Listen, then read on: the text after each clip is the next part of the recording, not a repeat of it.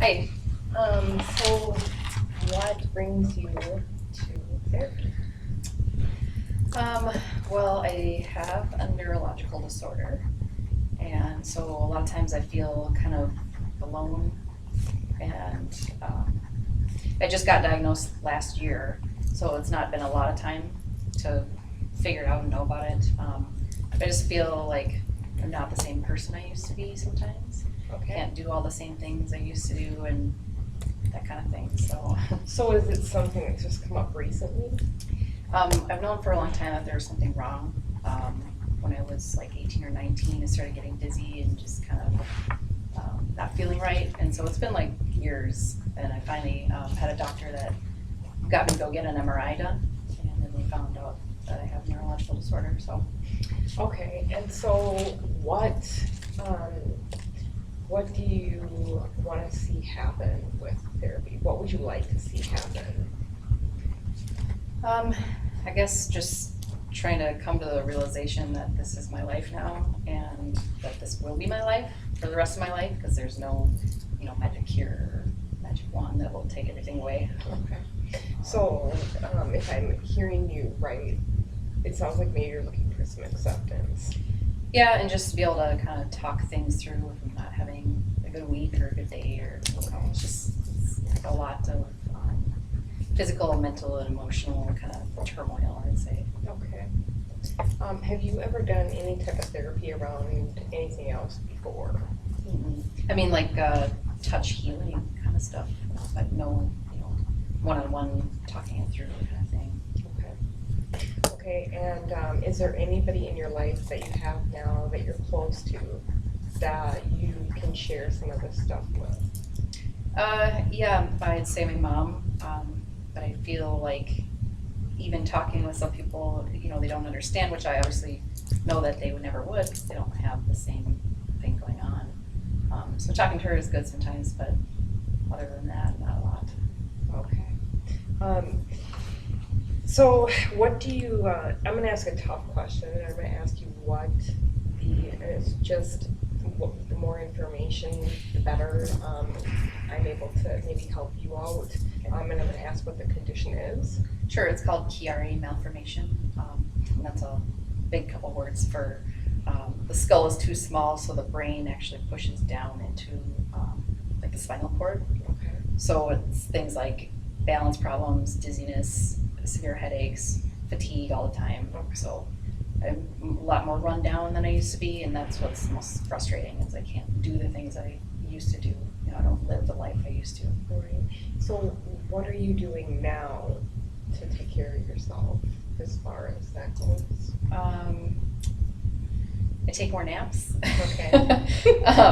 I'll use, like, if I have a headache, I don't wanna be on a bunch of meds, so I use like peppermint oil on the back of my head to kind of wake me up or take the headache away. A lot more natural kind of remedies, because I don't really want to go down the road of surgery or just tons of medication. Okay. So.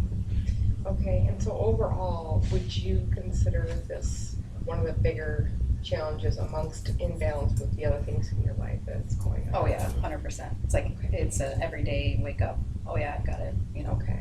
And are there some days that are better than others? Mm-hmm. And sometimes I even have to like take off work, which is really frustrating to me too. And I worry, am I going to have a job? Are they going to fire me? Or, I have FMLA, so sometimes I can take off without getting penalized for it. But it's just, it instills fear in me, for everything I do in life now. Okay. And is there anything that surrounding it that's helped you? Have you done any sort of reading about others that have maybe similar things and gotten any ideas around maybe what you could do there, maybe what they've done that's helped?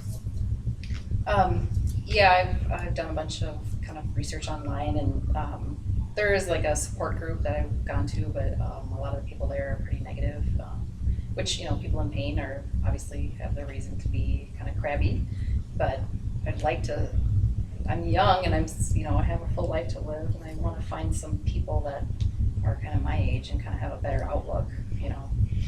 Well, I would like to, thank you for telling me what it is. And I also am just going to commend you just for having enough courage to come in and to be willing to talk about it and to be willing to maybe develop some things around it, some skills and some tools that might help you further down the road.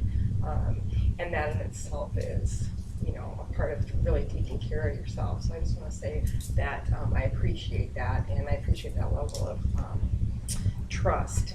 And I think that if you and I work together, that it's quite possible we'll come up with some things that will help you to be able to more accept that and to move forward in your life and to have a fulfilling life the way that you see it. If you didn't have the disorder, how does that look for you? Like if you didn't have it? It would be, I think, a blessing. It would just be huge. I just feel like I would have my confidence back. I have the courage to do what I used to do, and just mentally and just spiritually, I would feel, like uplifted, like a whole new person. Okay. So I think that it's possible that you will be able to have that as well.